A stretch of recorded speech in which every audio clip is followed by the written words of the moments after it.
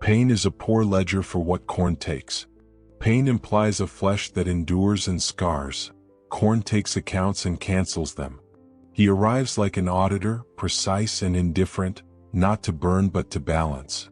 In the first hour after the claim begins, arithmetic replaces prayer and there is no altar big enough to appease the appetite. I remember training in damp halls where doctrine and mud braided together. I remember my name etched on a service plate, Corporal Selvon Morrow, and the smallness of my ambitions. A letter home, a clean kit, a winter ration saved. Those trivial geometries of life are how a man organizes himself. Khorne erases continuity first, then he takes everything else. The field at Vrakshan Ridge was routine. Maps folded with thumb grease, objectives announced over Vox, a chaplain half asleep in the cold. We expected smoke.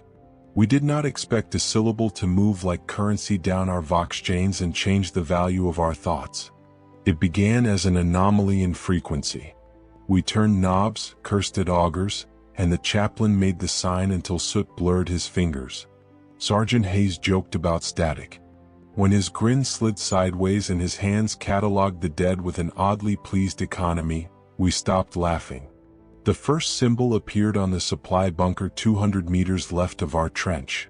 Not demonic runes but tally marks, scored with a steadiness that implied patience. Vertical lines crossed by a clean diagonal stroke over and over until the metal breathed with intent. The Mechanicus called it resonance. The chaplain called it omen. We found corpses stripped of names. Helmets lay empty as if souls had been unthreaded and left like used cloth. Sometimes the living were present and staring with a new calculation in their eyes. We call such people claimed. They fold priorities inward and present you with a new arithmetic.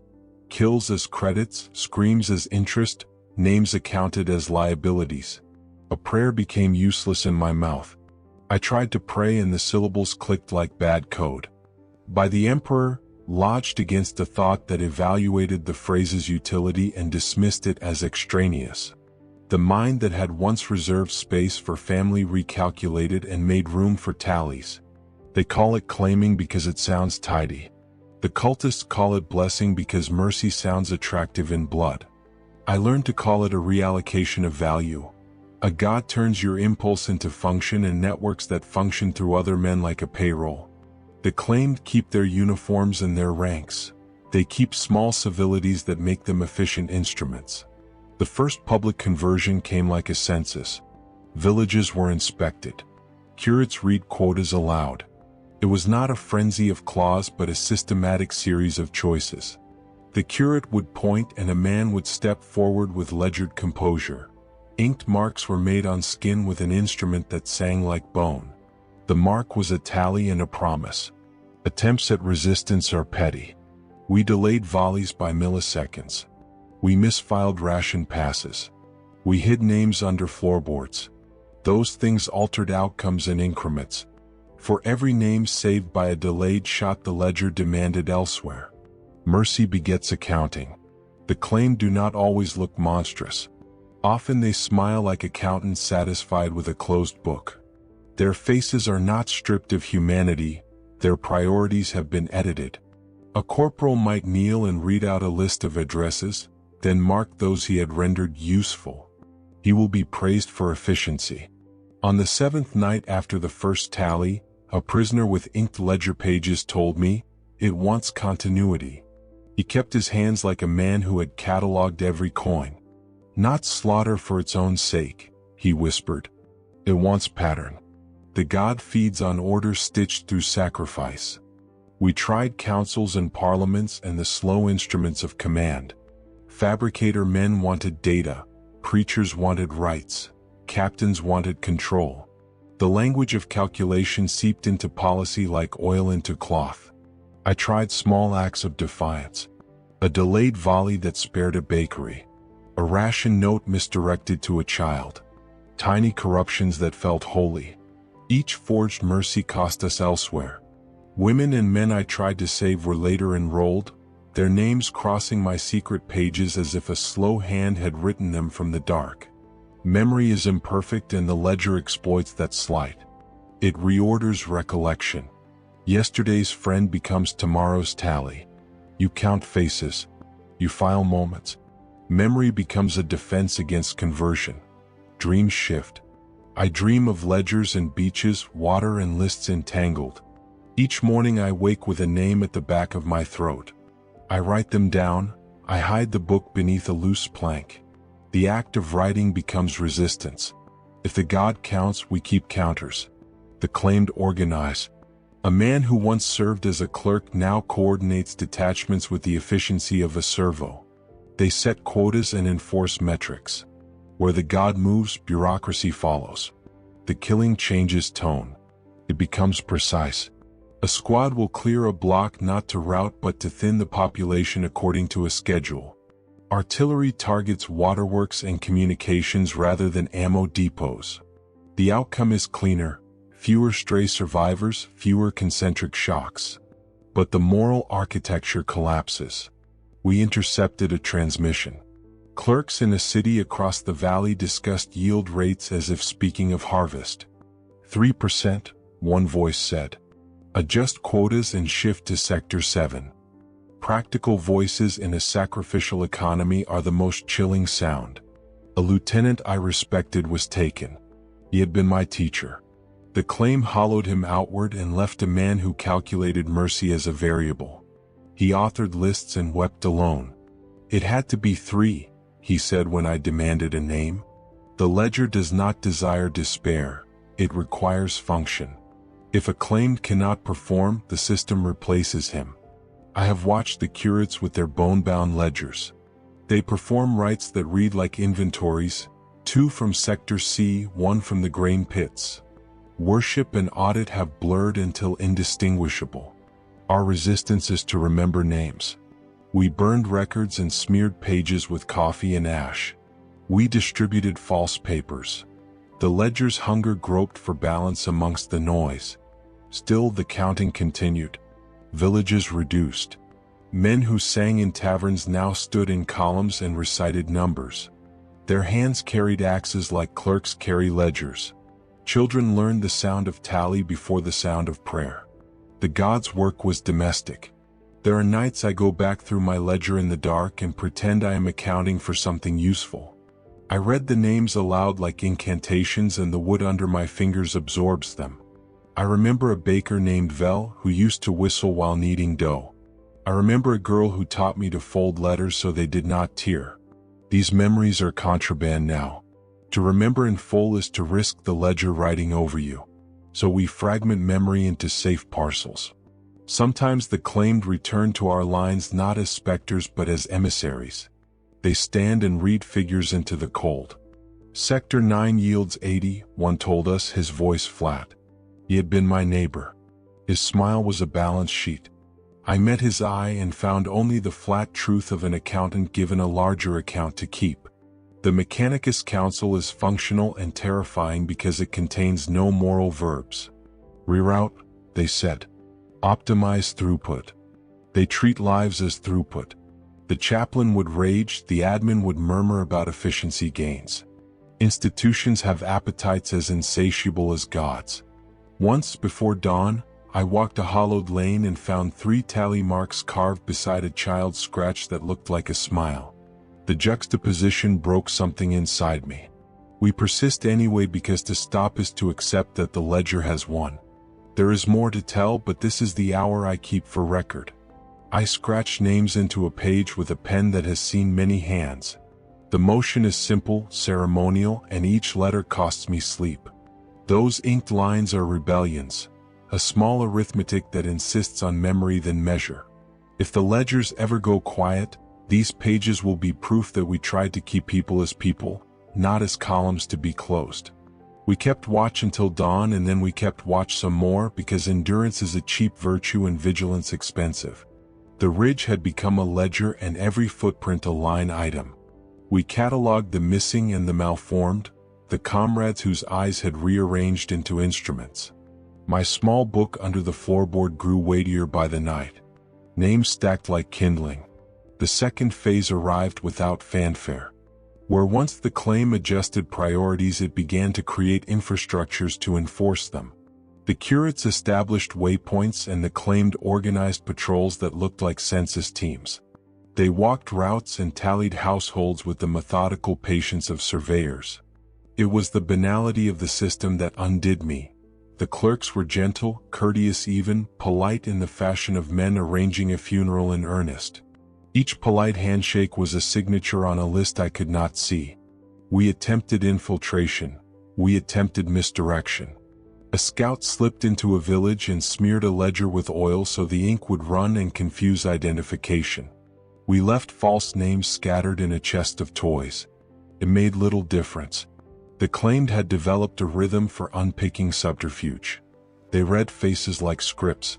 They tasted lies. Their counters adjusted parameters and carried on. The claimed began to instruct. A former baker took to directing columns. "Thin that block by 10%, he said, and men obeyed because the rhythm of command had not yet been divorced from the habit of obedience. They were not fanatics with horns and banners. They were functionaries in red-stained aprons. The horror of that is the intimacy. Someone you once argued with about bread now signs off on its absence. There was a night when we tried rhetoric. The chaplain mounted a ruined pulpit and read scripture like a sop to the marrow. In the crowd, a claimed man folded his hands and calculated the utility of faith in real time, translating metaphors into quotas. The sermon was a net and the tally adjusted the holes. Some listeners leaned toward the priest and then toward the clerk. Allegiance became a ledger entry that could be balanced. Information became the battlefield. Vox lines, once a tangle of gossip and command, were refined into channels of numeric recitation. Field reports arrived with appended columns. Sector 3, population nominal, claimed, 5, discretionary, 2. The clerks had learned to code their phrases into the language of command so the machine would accept it. Even the Mechanicus began to optimize the process, drawing flowcharts and soot on the inside of a wall. We attempted to strike at the curates and sever their ledgers. We hit a temple where bone-bound books lay on lecterns. The fire gutted the rafters and the pages curled to ash. For an hour we imagined the claim withering.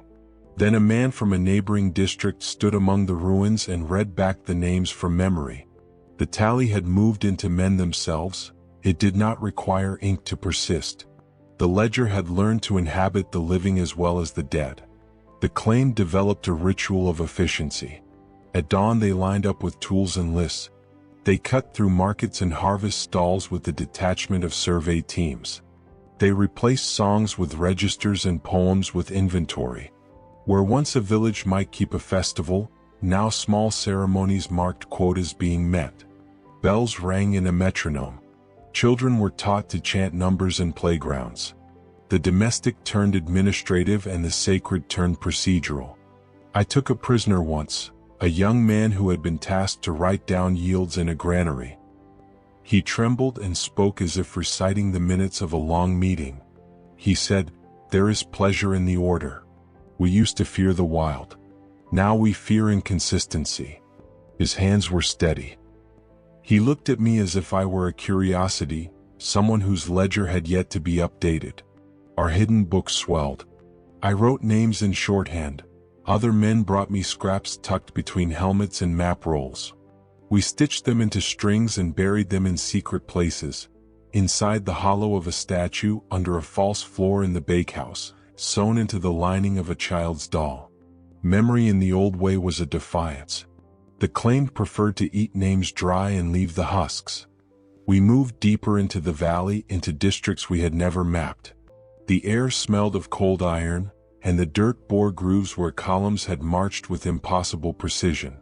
Every surface, doors, fences, broken plows, and children's toys, held tally marks carved with identical spacing, as if the same hand had passed through 1,000 homes. But it was not a hand. It was a system, a pressure, the invisible arithmetic of Khorne's claim. Our scouts reported villages arranged like diagrams. Homes were numbered, and paths etched into the earth curved in spirals around a central square. The spiral was not decorative, it was a flowchart. Every resident followed it.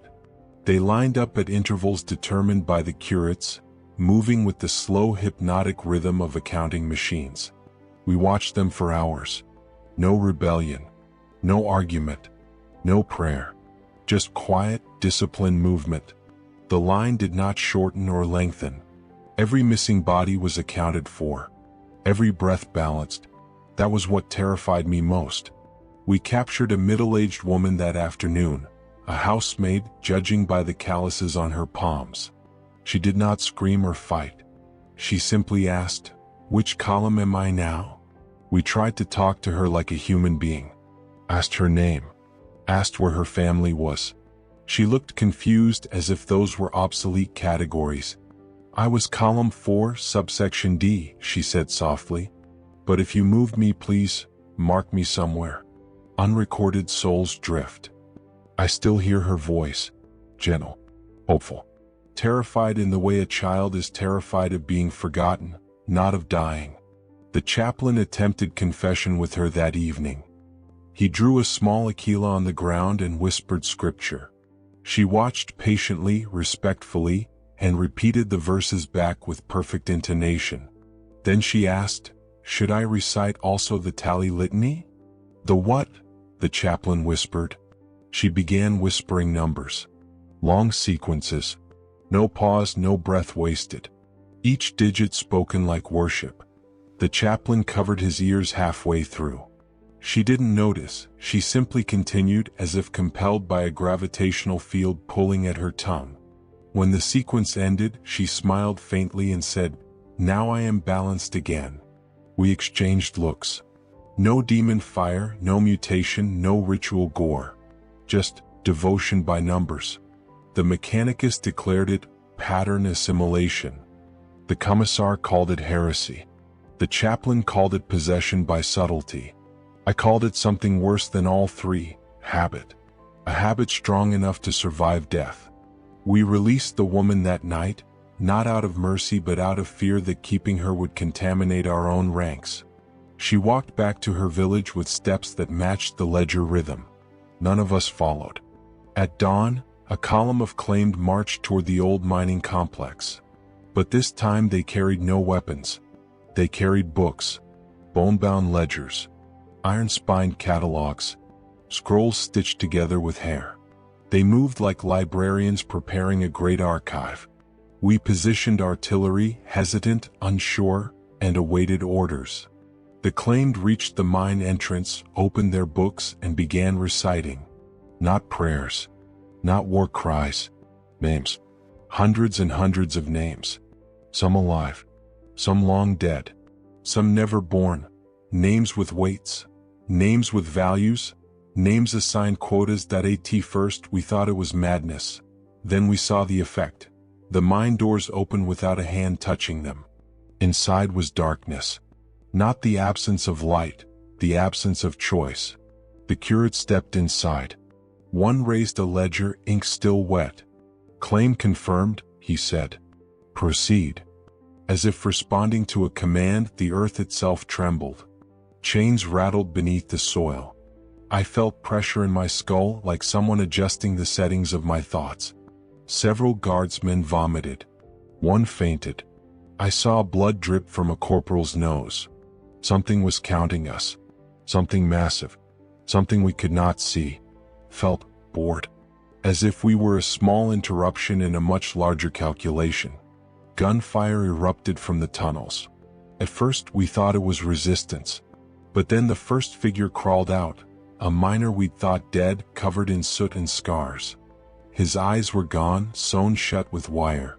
Behind him came 5 more. Then 20. Then 50. All blind. All crawling.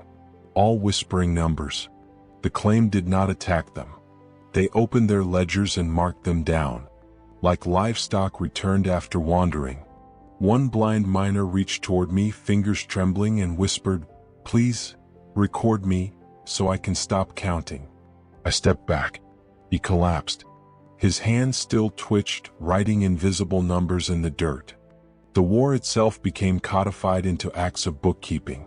An assault would be planned not as a means for victory but to meet quotas with minimal waste of resource. The colonels gamed campaigns as managers, optimizing casualty curves. "We do not need the city," one said. "We need 2,000 names from the South Quarter and a demographic spread. Target waterworks and keep blast counts within threshold." Such language reeked of administrative rationality. As columns moved, languages shifted. Slang fell away and registers hardened. Men who once told ribald jokes now spoke in clipped reports. Laughter dwindled and was replaced with the dry shuffling of reports. When a squad returned with an extra man, the log clerk did not sigh. He updated a cell on a template and moved on. The emotion of the act had been removed and the numbers remained. We staged a small rebellion in the inner ring, a coordinated misfiling designed to disrupt the bookkeeping. Men signed papers with names doubled. Reports were sent to phantom addresses. For a week the curates scrambled to reconcile errors in their ledgers. It felt like victory. The claimed hit back with a countermeasure: public recitations of names at market squares. The ledger thrived on disclosure. The more data they gathered, the more robust their system became. Late one night, a woman, old, thin, who had once served tea in the barracks, came to my cot with a scrap of paper. It bore a single name: Mira. She said, "I want her remembered properly." I placed the name in the book and found that writing it steadied my hand more than the ration rum did. There is a sacrament in naming. Each written name is an attempt to create an anchor against the tide of enumeration. The claimed began to work with a kind of piety that was disconcerting. They prayed not to idols but to schedules. They arranged processions around deadlines. The curates would stand in the center of a field and mark off intervals with stakes. At each peg a chant was intoned and a life assigned. The rituals were neat, almost calming in the light of the insanity they served. It is easier to accept a sin if it is the art of careful people. A field captain sought to negotiate. He approached the curate and offered to supply quotas in exchange for leaving a hospital district untouched. The curate smiled and considered the offer like a merchant weighs coin. "We accept," he said, "but you will record the names of the beneficiaries and ensure they are reassigned in 5 days." The bargain was a contract, and contracts have the force of law. Mercy in the ledger world becomes a currency to be traded. Sometimes the claimed display what appears to be compassion. They will spare a child and instead take a craftsman. They justify it with language of sustainability. A child's memory can be taught. A craftsman's skill cannot be replaced this season. The calculus reads like cruelty in a suit. The moral cost is rationalized as efficiency, and the men who make such decisions wear it like service medals. In one raid we found a line of monuments built from the remnants of houses. Door frames with tally marks hammered into lintels, piles of toys carved into columns, pots and pans arranged like offering plates. They had erected these while the claimed were present, as if to mark their work. The sight made us physically sick. It was proud. It was organized grief. The ledger had learned to commemorate itself. We tried to smuggle people out. A convoy was organized and we packed the living into tents with ration seals and forged papers. For 3 days we crossed desolate stretches and thought ourselves clever. On the third night our convoy was stopped. A clerk boarded with a tablet and spoke in the language of forms. "Declare manifests," he said. We did. He pressed his stylus and a message came back. "Adjust manifest. Remove row 7, reassign to sector 12. He smiled apologetically and moved on. They could reconcile anything we attempted. It is foolish to imagine a single moment will topple a god's process. The claim is not a sudden coup but an evolution of administration. It levers small decisions into systemic change. Each signature, each notch, each recited name is a brick in the architecture of the claim. Burn the books and the memory will persist in the people. Erase the people and the ledger migrates to machines and minds. There is no simple countermeasure. We learned that resistance must be slow as rust. We plotted to starve the ledger by creating noise. False accounts, invented names, languages mixed to create nonsensical chant. The curates adapted within days and the system ate the noise and turned it into new categories.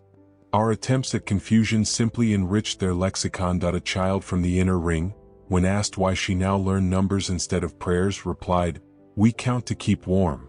There is truth in that. Counting can be human warmth, it can also be a conveyor for appetite. The same tools that keep a society functioning can be repurposed for devastation. As the month closed, our ledger swelled with names we could not save. I wrote them and then I threw up in the latrine because ink could not hold their faces. The book is a heavy thing and there are nights I wish I had not started it. But the ritual of recording is also what keeps me from walking into the tally myself. There are other stories, of clerks who remember enough to feel guilt, of priests who bow before a file and weep, of children who play hide and seek with names. There are small acts of beauty, a loaf smuggled into a cell, a lullaby hummed in the dark, a ledger burned to keep a life anonymous. Such acts are fragile and costly. When the claimed finally mobilized to expand beyond the valley, the pattern would be set and the calculus would travel with them. Each new district would receive curates and counters, and the ledger would reach further. We have no illusions about a clean victory. We are counting on a truth that may be weak as sugar, that people remember people and that memory can sometimes become an act of defiance. We will keep counting until counting forgets how to kill somehow.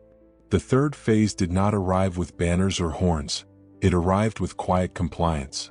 Not surrender, not fear, compliance. That is how you know the claim has matured.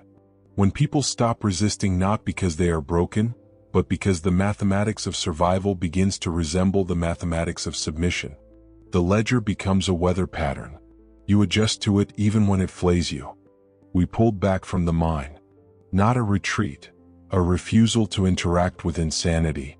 The commissar shouted orders. The chaplain prayed until his voice cracked.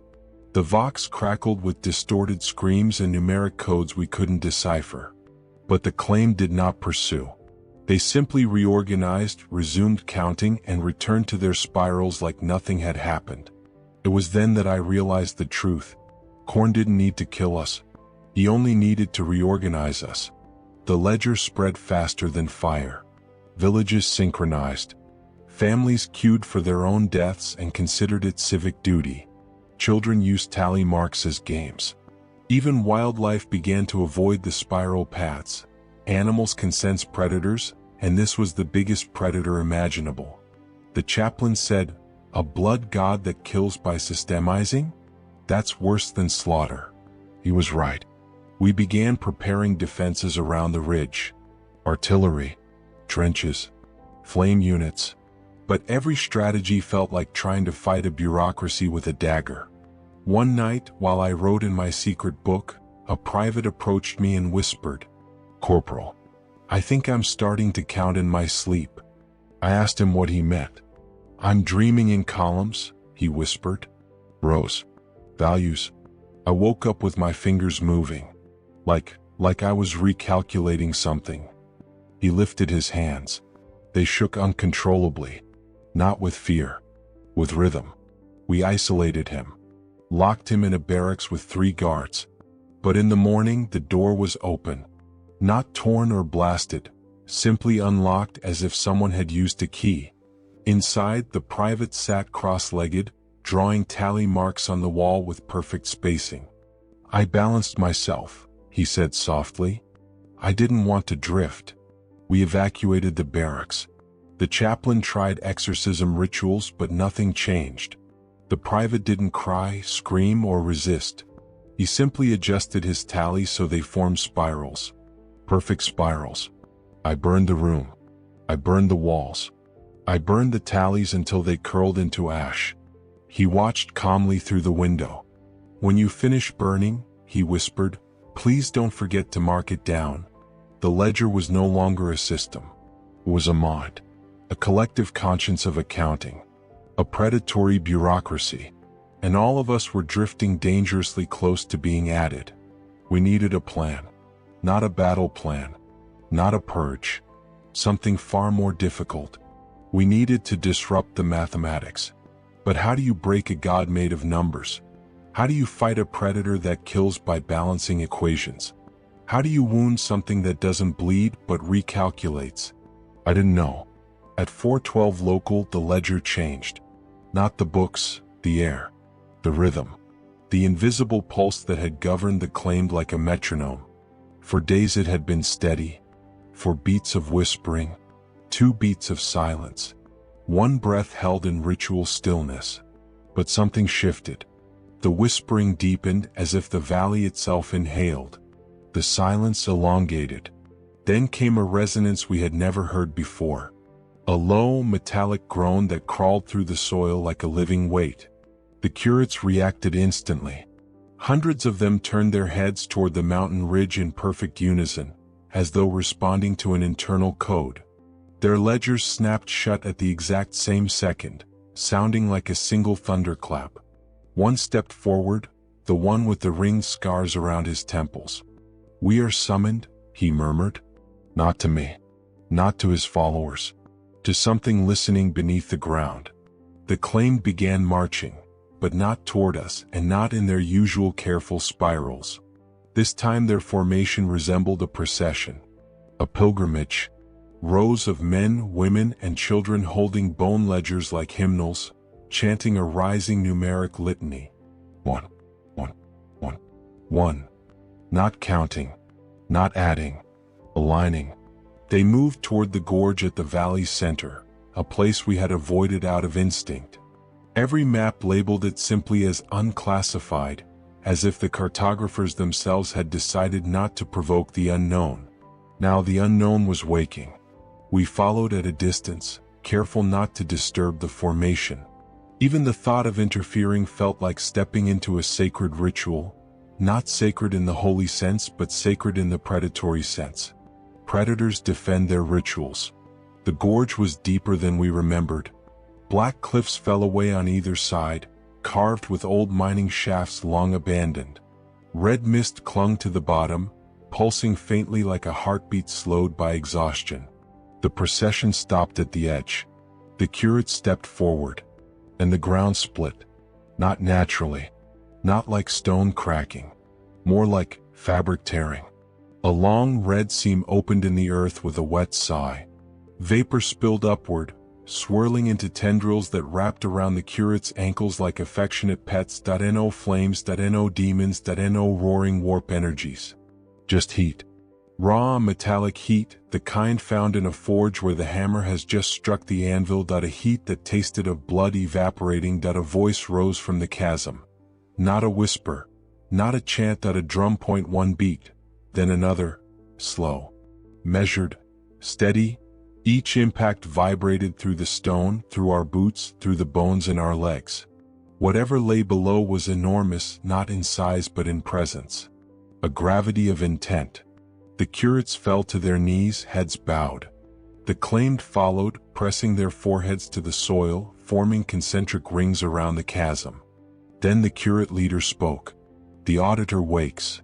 I nearly ordered a retreat. But retreat wasn't possible anymore. Something rose from the chasm. Not a demon. Not a creature. A structure. A throne, not ornate, not spiked, not draped with skulls. It was shaped like a judge's seat, square, brutal, carved from fused hematite and old iron. Its edges glowed faintly as though fresh from the forge. And on it sat a figure.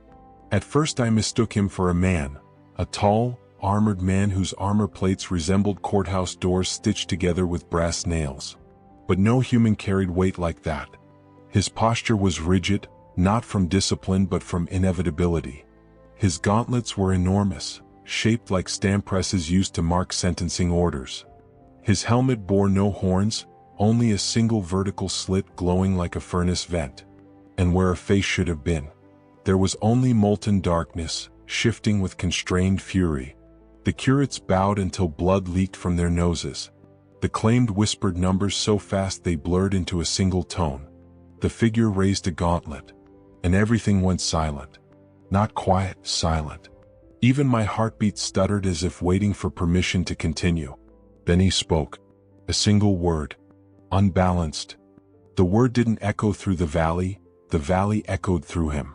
The cliffs trembled. The ledgers in the claim's hands snapped open on their own. My vision blurred and I tasted copper. The chaplain behind me whispered, Khorne's auditor, a judge of blood, a magistrate of slaughter. Emperor preserve us. But the emperor felt very far away. The auditor pointed toward the mine, the chasm, the sky.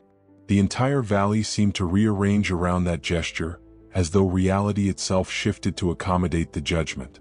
The curates rose. "The harvest begins," they whispered. And the auditor turned his helmeted gaze toward me. No rage, no glee, no hunger. Just recognition. As if reading something written inside my skull. My entire body locked. My mind stuttered. And in that moment I understood the ledger for the first time. It didn't measure sins, or deaths, or offerings. It measured violence potential. All living beings carried it, a weight, an intent, an unspent blow waiting to be struck. And the auditor had seen mine. The chaplain yanked me backward, snapping the trance. Alarms erupted across the ridge as our outposts reported movement. The claimed were spreading. Columns forming.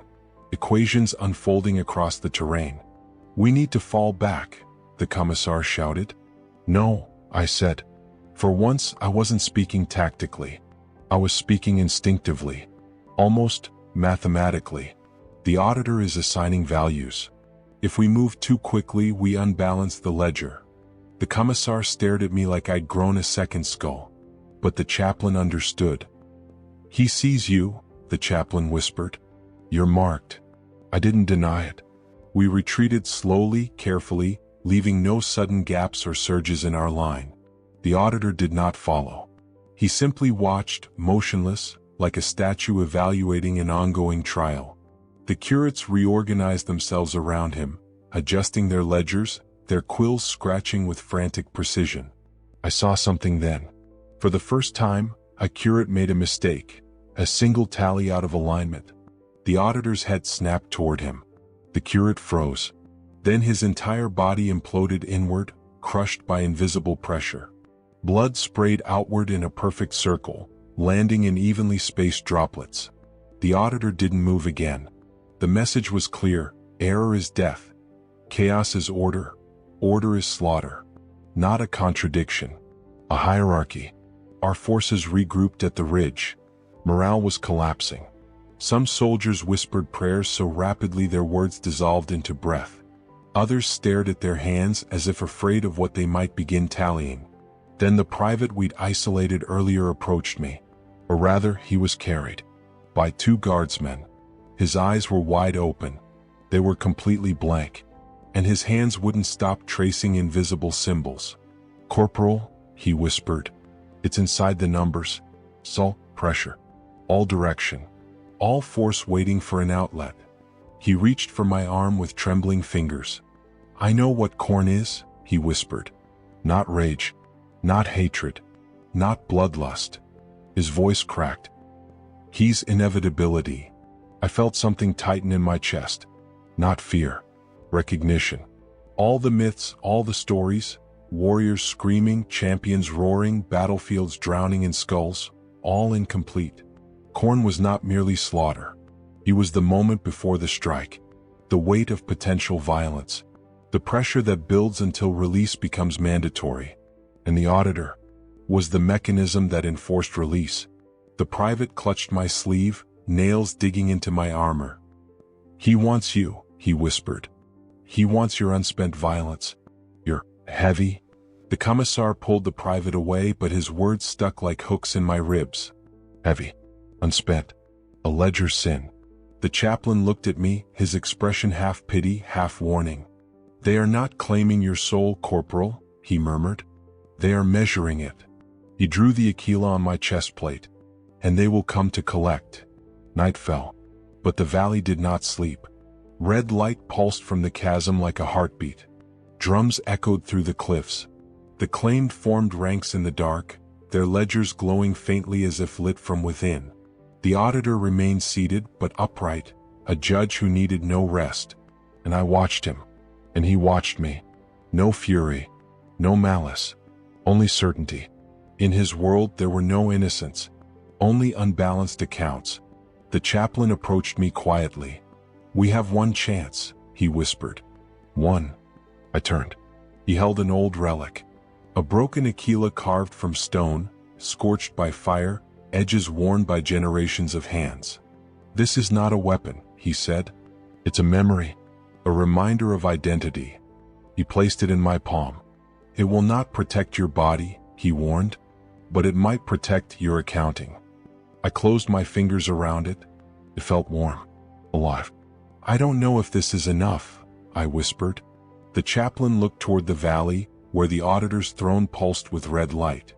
It isn't, he said, but neither are they. He met my eyes. The difference is this.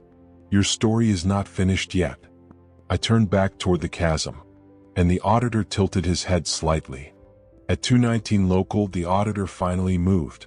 Not dramatically. Not with a roar of warp fire or a surge of demonic fury. He simply stood. It was enough. The air compressed around him as if reality held its breath. Dust lifted from the ground in a slow, spiraling ascent, following invisible paths. The claimed shuddered as one, their spines arching as if a pressure wave had rolled through their bones. The curates raised their ledgers and opened them to blank pages. Blank because what came next had never been recorded before. The auditor stepped forward. The ground did not shake. Instead, the world rearranged itself to accommodate him. Stones sliding, dust parting, shadows bending out of his way. He didn't walk through the valley. He walked into position like a chess piece placed by a cheating hand. The curates began chanting a new litany. Balance the unspent. Balance the unbled. Balance the weight. Every syllable tightened the atmosphere. Even the stars above seemed to dim, as if light itself was being reallocated elsewhere. I felt the relic in my palm grow warmer that I clenched it harder. Our strategium officers scrambled to form firing positions, but the chaplain stopped them with a single raised hand. Not yet, he whispered. Not while the numbers are incomplete. In any other context, that would have been nonsense. But here, in this valley where logic had been replaced by arithmetic dread, it made terrifying sense. The auditor now stood in the exact center of the gorge. He raised his gauntlet. The curates fell silent. And in that silence, I felt something brush against my mind. Not a voice. Not a thought. A calculation.my breath halted.my vision blurred. The world tilted slightly. Then the auditor's voice, if it was a voice, pressed against my skull. You carry violence that was never released. My pulse pounded, the relic seared.my mind recoiled. Memories I had buried, years of them, flickered to the surface. The riots at Heradak Station where I hesitated instead of striking. The duel I refused to finish. The traitor I spared out of pity. The heretic I captured instead of executing. The battles where I held back, choosing discipline over blood. Khorne does not hate mercy. Khorne hates potential denied. The auditor's presence swelled and the pressure intensified. The unspent must be balanced. I staggered backward. The commissar grabbed my arm. Corporal, what is he doing to you? I don't know, I gasped. He's reading. The commissar frowned. Reading what? I shook my head. Everything I didn't do. The curates approached the auditor, forming a ring around him. They dipped their quills into the air, yes, the air, as if drawing ink from heat itself. And they began writing. But they weren't writing words. They were writing judgment. Equations of violence. Formulas of blood potential. Calculations of restraint treated as sin. Each equation corresponded to a person. I saw a symbol that looked like the chaplain's badge. Another shaped like the commissar's rank. Dozens shaped like civilians. Then I saw one carved like my unit sigil, the stylized hammer of the 44th. And under it a single word. Heavy. The chaplain grabbed my shoulder. They're indexing us. I know. They're measuring guilt. No, I said quietly. They're measuring capacity. The chaplain swallowed hard. That's much worse. The auditor raised both gauntlets. The drums from the chasm resumed, slow, unhurried, inevitable. Each beat rippled through the ranks of the claimed, causing their spines to stiffen, their eyes to glaze, their bodies to brace in anticipation. The curate spoke as one. Judgment is upon the unbalanced. And the auditor pointed at the ridge. At me. The blast hit before I could react. Not fire.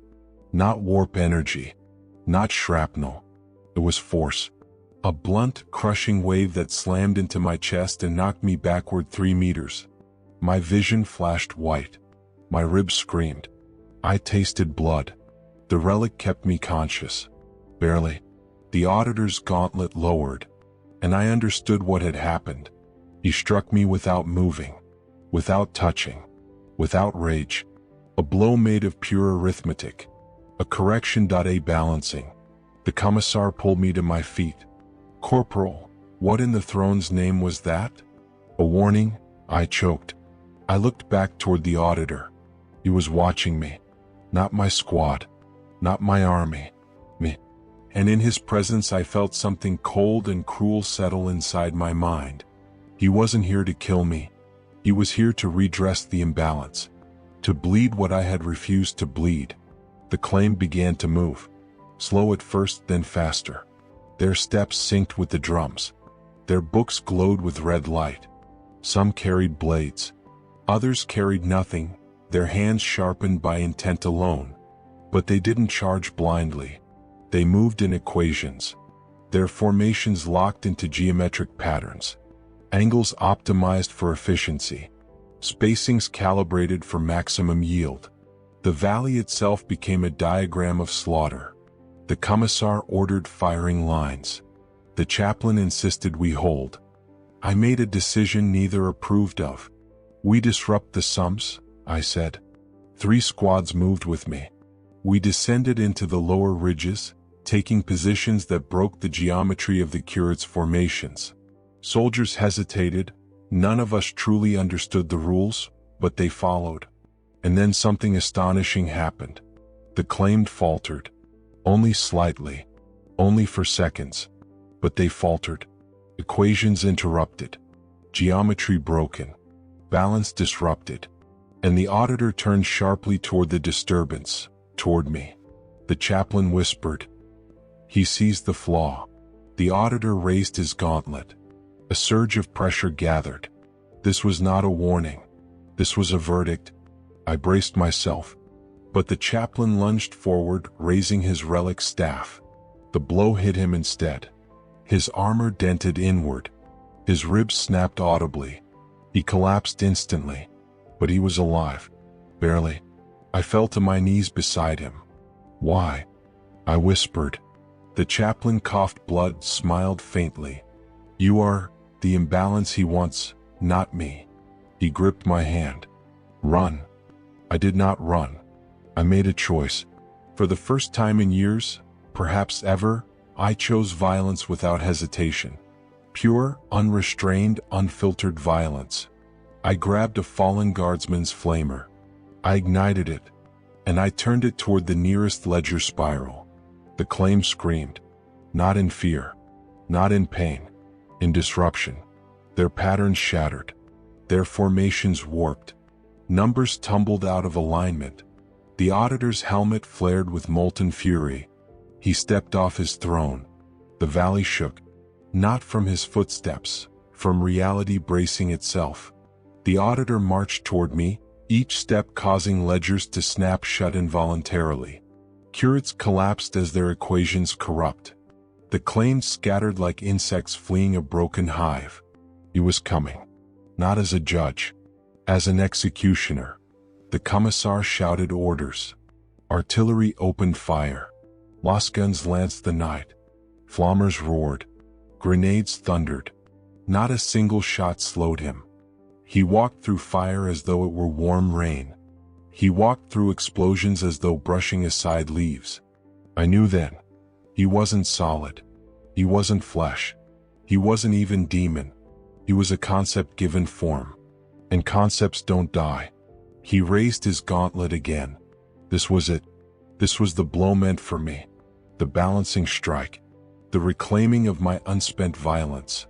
I lifted the relic. It burned in my hand. Burned like a star. Burned like identity refusing surrender. The auditor hesitated. For the first time. A memory, something ancient, something older than Khorne's claim, clung to the relic like a shadow resisting flame. The auditor lowered his gauntlet slightly. confused, intrigued, unbalanced, and in that microscopic fracture of certainty, I moved. I ran toward him, toward the judge of blood, toward the only being who had ever truly seen me, toward the inevitable. The valley roared, the ledger shook, the drums cracked, the auditor raised both arms, and the final phase began. I ran into the throat of the valley as if running toward an execution I had appointed for myself. The auditor's molten-eyed helm tilted in a way that suggested curiosity rather than hate. Around us the claimed faltered like a machine with a missing cog. Their spirals collapsed into frantic knots. Drums beat a warning, not a call, and the air tasted of iron and old promises. I held the relic until the skin of my palm blistered. It hummed like a kept secret. I had expected terror. Instead I felt clarity. For years I had tucked my violence away like a tool in a case, polished, oiled, and used for the sake of discipline. Khorne asked for the file to be opened. The auditor asked for the ledger to be balanced. I decided neither to hand over the pen nor to let a god write my ending. I would write my own red line. The first thing the auditor did was laugh. Not with throat or humor, but with a sound like a press stamping a verdict. The valley shuddered. The curate's ledgers quivered on their knees like captured birds. For a second, thin, terrible, the world seemed to wait for the sound of my surrender. I answered with a flamer's roar. It should have been theatrical, a childish parody of heroism. Instead it was the simplest instrument available, a stream of pure, obedient heat. I aimed the nozzle at the nearest ledger spiral, not at people but at the instrument that made them instruments. The heat ate paper, then bindings, then the thin membranes of whatever binding force the curates had coaxed into the books. They recoiled not because the flame hurt but because it broke the rhythm. The claimed staggered like a choir forgetting the refrain. The auditor blinked, or its helm shifted in a way close enough, and for the first time since it sat upon the throne it displayed confusion that smelled faintly of arithmetic error. It is dangerous to ascribe human traits to a thing intended to be a concept, but I felt something like opportunity then.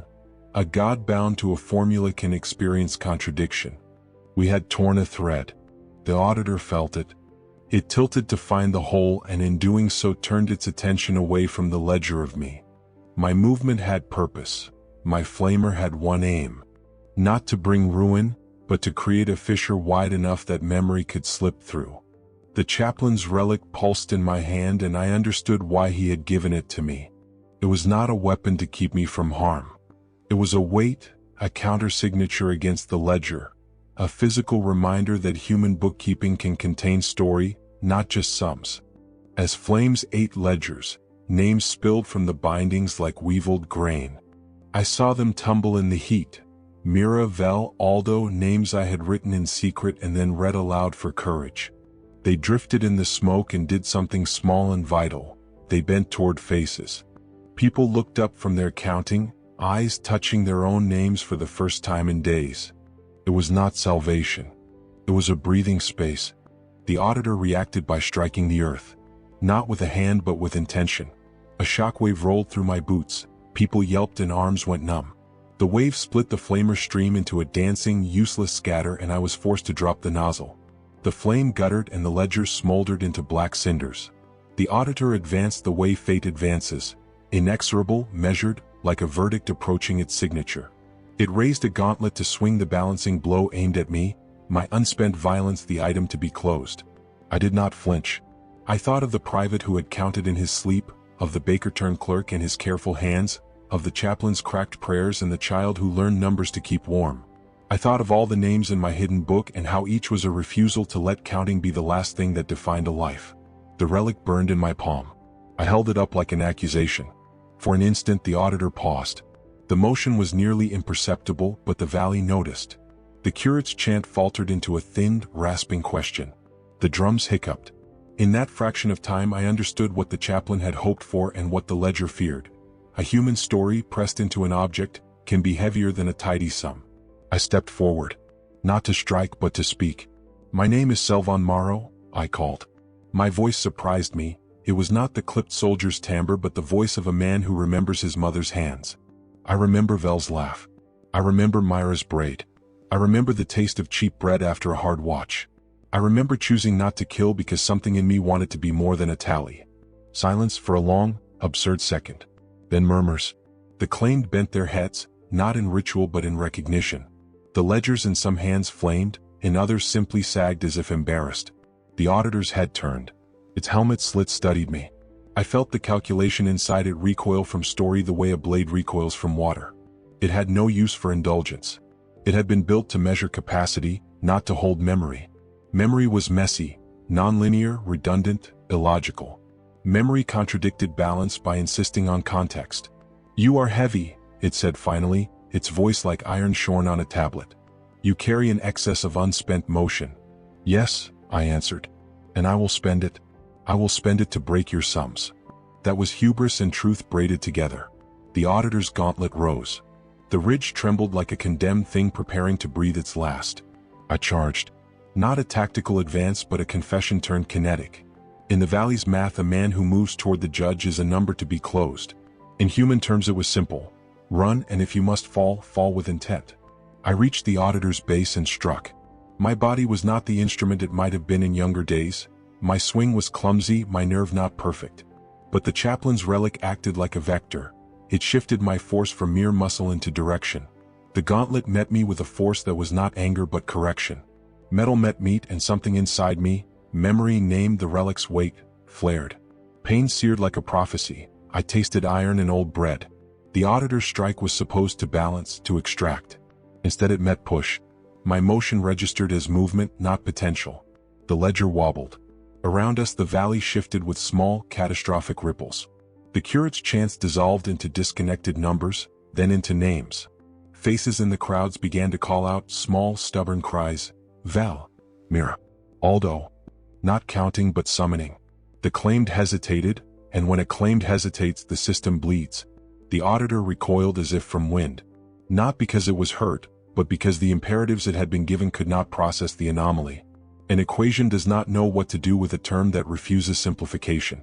Its gauntlet lifted, then faltered. For an impossible beat the ledger's voice stuttered, a calculus with a missing operand.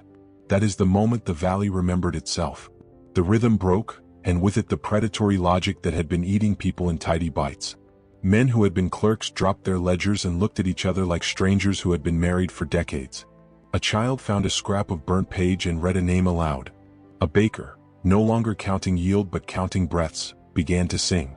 The auditor tried to assert control, to recalibrate, to reassign me to a column of release. It summoned a wave of iron-scented wind meant to squeeze confession from muscle memory. I staggered, but I did not regret. The relic in my hand had cooled into a warmth I recognized, not merely the heat of flame but the heat of memory held close.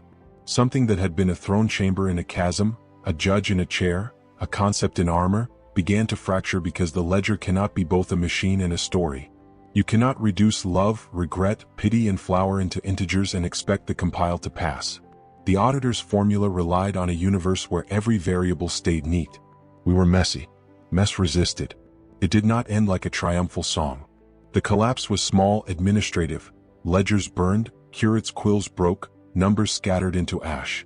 But the pattern had been severed. When the auditor wavered, the claimed scattered, not into freedom so much as into confusion, and confusion is a sliver of salvation. I fell to my knees. The world pitched, and someone caught me, not a comrade from my squad, but a miner with wire-sewn eyes who had once feebly asked to be recorded so he could stop counting. He gripped my arm with a strength that surprised me, as if his act of holding anchored both of us. The auditor rose clumsily from its throne, its form losing the crisp edges of meaning. For an instant it looked less like a judge and more like a swollen ledger, pages fluttering, margins blurred. Then with a sound like wind through ruined metal, it sighed. Not a roar, not a scream. A tired, administrative exhale. And then, slowly, it sank into the red seam from which it had come. It did not die with a glorious flame. It retreated like an archivist closing a book, sliding back into the space between pages where concepts sleep. In the silence that followed, people did not leap and hug and declare the war won. We were not characters in a tidy morality play. We were survivors in a valley that smelled of ash and salt and coffee. The claimed sat on the ground, some weeping, some simply staring. The curates clutched torn ledgers like men who had lost a limb. The chaplain lay beside me, blood drying on his lips. He smiled weakly and squeezed my hand. "You did not hand it to him?" he rasped. "No," I said. "I spent it." He nodded. "Sometimes that is all the universe will allow." We counted the cost. The ledger had closed many accounts already. People were gone. Names bled from our lists. But names remained too. My hidden book was not empty, it crammed with soot, but the ink survived. People took up their voices like tools. A song, a recipe, the cadence of a sister's laugh. In the weeks that followed, memory spread like a scavenged warmth. It was slow. It was imperfect. It was human. The valley would never be unmarked. The pattern had changed, not vanished. Bureaucracies heal, predators learn. Khorne's appetite did not die because a man defied an auditor. But the ledger learned that stories could be introduced as destabilizing agents. The claimed would return in other forms.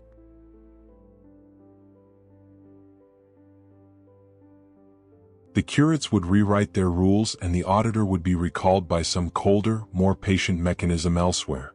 The war goes on. On the ridge that night, under a sky that felt newly larger, I wrote names into my book and passed it to others. Not everyone touched it. Some could not. But a few did. The miner with the wire-sewn eyes took the pen with a tentative hand and wrote one name in callous script. Vel. He smiled like a man who had been given back a small country. "Remember," he said. "If they count, we must name." The chaplain pressed the relic into my palm once more. "Keep this," he said. "Not as a weapon. As a witness." I kept it. It was heavy. It burned in a way that was more promise than pain. The valley slept fitfully that night. The drums had stopped. The ledger lurked like hunger behind closed doors. But for the first time in a long while, the ledger did not speak in a single, consuming voice. It whispered, and whispers can be drowned by noise, by songs, by cooks in markets, by the steady, stubborn counting of real names. I do not pretend we won. I'm not a man who believes in endings. I am a corporal with a book and a scar and a memory that tastes like old bread. I know this. Khorne claims not by slaughter alone, but by making slaughter seem tidy. We countered him by making things untidy, messy, human, full of contradiction. We paid a price. We will pay more. But the auditor is not the last instrument. If later they return with a colder calculus, perhaps we will not be so lucky. But perhaps then another milling of stories will find a place to burn like a slow, stubborn light. Perhaps the ledger will learn that some names cannot be balanced away. For now, I close my book and write one more name. My own. Selvon Morrow. It is not triumph. It is notation. It is a promise that if they come to count me, someone will read my name out loud and remind the world I was not only a column. I was a man. And that small, human defiance keeps the ledger uneasy for a little longer.